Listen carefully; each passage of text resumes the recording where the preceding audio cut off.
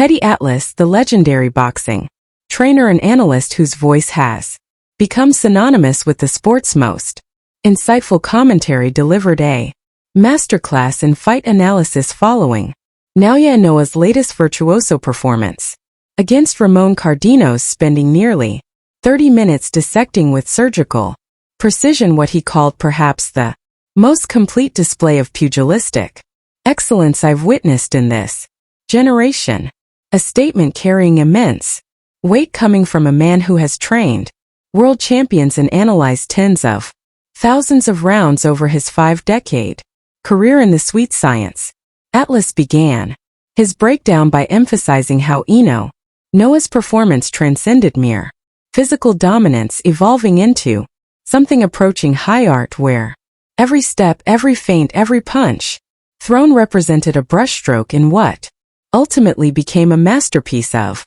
controlled violence, with the Japanese phenom demonstrating not just superiority in speed and power but exhibiting what Atlas described as a spatial awareness and geometric understanding of the ring that would make Uklit proud, simultaneously creating angles of attack that defied conventional boxing wisdom, all executed with such fluidity and precision that even veteran fight observers found themselves rewinding footage to fully comprehend the layers of genius at work. The depth of Atlas's technical analysis reached new heights as he focused specifically on Inoue's footwork, spending nearly 8 uninterrupted minutes breaking down a single round to illustrate what he called Atlas highlighted how Inoue would take steps that appeared insignificant to untrained eyes but were actually calculated master strokes, a half-an adjustment here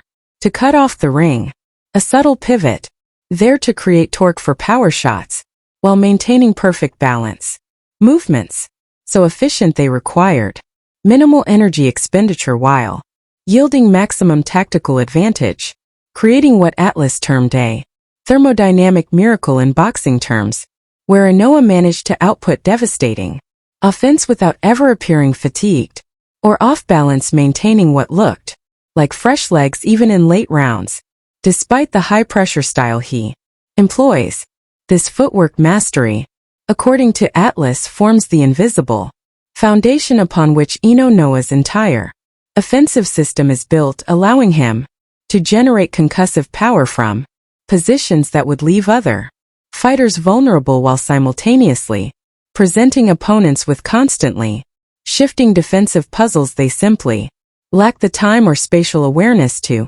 solve mid-combat. Atlas's voice took on an almost reverential tone as he transitioned to discussing Inoue's defensive evolution, spending considerable time comparing footage from the champion's early career to his current form to illustrate what he called the most dramatic defensive improvement I've witnessed in a reigning champion, detailing how Inoue has transformed from a primarily offensive dynamo who would occasionally eat shots to land his own into a defensive savant who makes elite-level opponents miss by fractions of an inch while remaining perfectly positioned to counter. The analyst highlighted Inoue's shoulder roll technique, which he executes with such subtlety and precision that it often goes unnoticed by casual observers, as well as his increasingly sophisticated use of head movement that incorporates micro-adjustments timed to the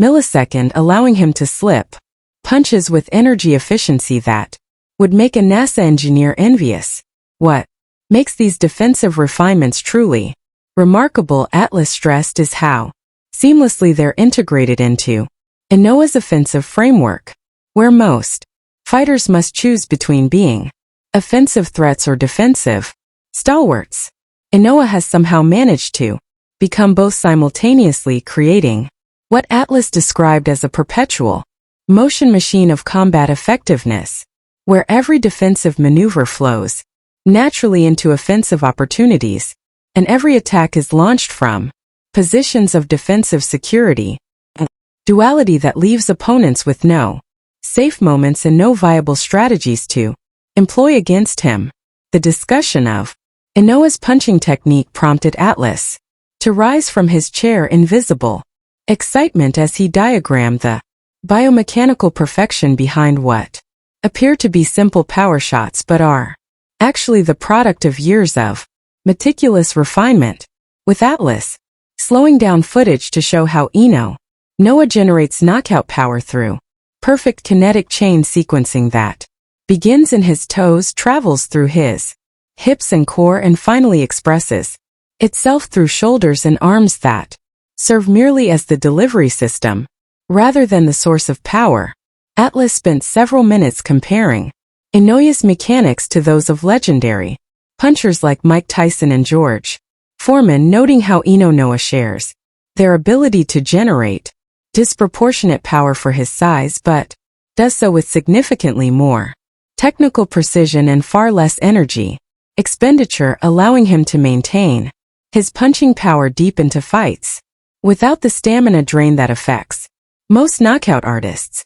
Particularly fascinating was Atlas's breakdown of how Inoue varies his punching technique based on opponent positioning, sometimes throwing arm punches for speed, other times loading up with full body torque, and occasionally using hybrid techniques that blend both approaches, all while maintaining defensive responsibility that prevents counters, a skill set Atlas claims should be physically impossible to execute with such consistency. Yet Inoue makes look routine. Transitioning to strategic analysis, Atlas's commentary took on the quality of a chess grandmaster, explaining a master game as he broke down how Inoue systematically dismantled Cardenas not through brute force alone but through what he termed four-dimensional chess played at light speed, where every punch served multiple purposes, some immediate, some designed to pay dividends rounds later.